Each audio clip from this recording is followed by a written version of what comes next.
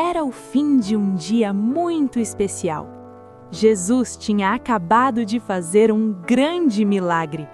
Com apenas 5 pães e 2 peixinhos, ele alimentou milhares de pessoas. Todos estavam admirados, felizes e agradecidos. Mas o dia estava terminando. O céu começava a escurecer. Então, Jesus chamou seus discípulos e disse que entrassem no barco e fossem para o outro lado do lago. Ele iria depois. Os discípulos obedeceram. O barco começou a atravessar o lago e o vento começou a soprar.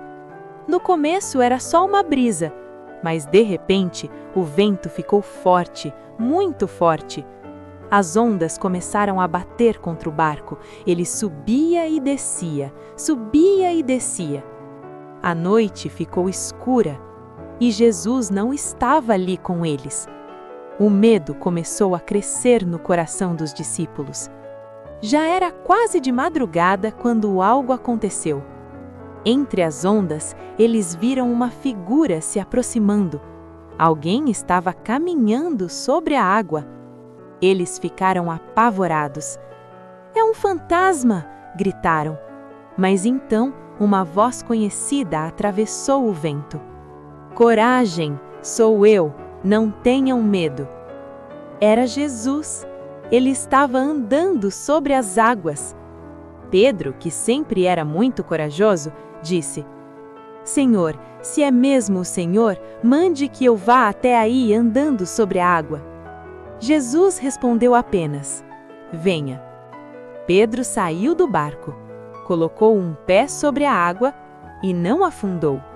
Colocou o outro pé e começou a andar. Pedro estava andando sobre as águas. Enquanto Pedro olhava para Jesus, ele permanecia firme. Mas o vento continuava soprando forte. Quando Pedro percebeu o tamanho das ondas, ficou com medo. Ele tirou os olhos de Jesus e olhou para a tempestade. E começou a afundar. "Senhor, salva-me!" ele gritou.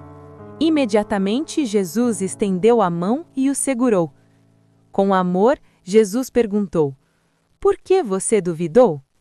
Eles subiram juntos no barco, e naquele mesmo instante, o vento parou. As ondas se acalmaram. Tudo ficou em silêncio. Os discípulos entenderam algo muito importante naquele dia.